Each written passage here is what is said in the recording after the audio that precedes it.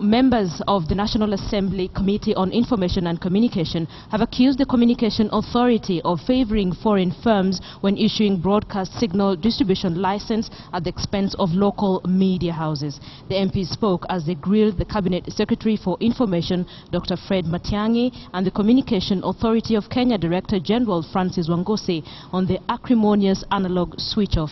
As Patrick Amimo reports, Matiang'i and Wangusi maintained the government will not review the digital migration timetable to allow Kenya's leading 3 media houses to set up necessary digital infrastructure. Information Cabinet Secretary and the Communication Authority of Kenya Director General appeared before Information Parliamentary Committee to explain why the country has been plunged into a television blackout from Saturday the 14th. The Communication Authority boss told lawmakers the Commission was enforcing a Supreme Court ruling which upheld country digital migration timetable set by the Commission. The Communication Authority of Kenya gave notices to all broadcasters to ensure that they comply with the rule and switch off by midnight of Friday.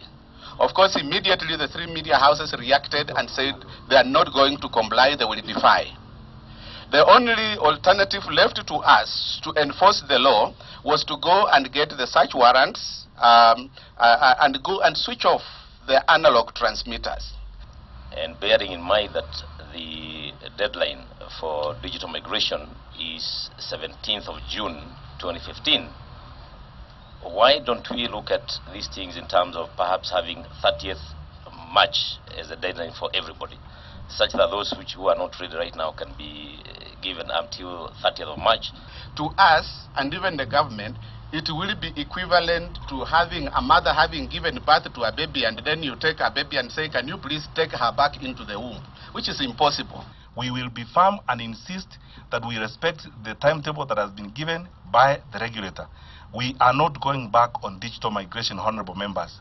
That boat has now left. We are moving forward. We want to work with the others. Lawmakers questioned the apparent high-handedness and bias the government has handled Kenya's 3 leading television channels, KTN, Citizen, NTV and QTV, during the crossover from analog to digital platform. Honestly, I have a problem when I see both of you so angry, almost looking like you are going to war. Going to war with who?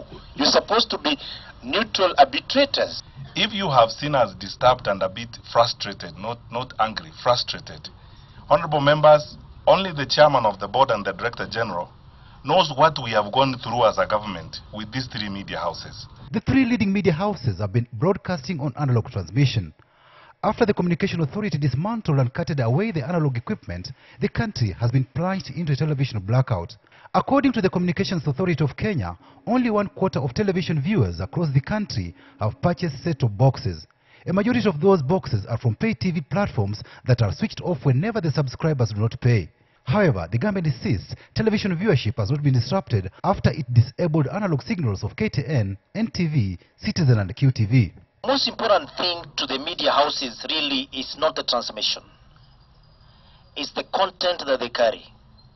Content that cost money to produce. At the end of the day, the loyalty of the Kenyan people is still with those media houses. Like it or hate it, that is a fact.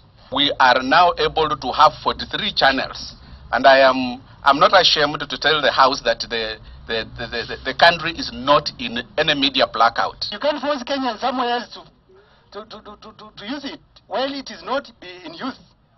So what are we doing about the people of Turkana and the rest of the areas who have been now in blackout because of this issue? We want the government to be in a position to answer that. The committee's chair, Jamlek Kamau, agreed to hold a closed-door session with the government side at a later date after Matiang'i claimed he has some sensitive information he wanted to share with the committee over digital migration. The 3 media houses maintain that they cannot be forced to avail their content to the current signal distributors, whose independence from the government they say is questionable. The 3 media houses had requested for time up to April to be ready.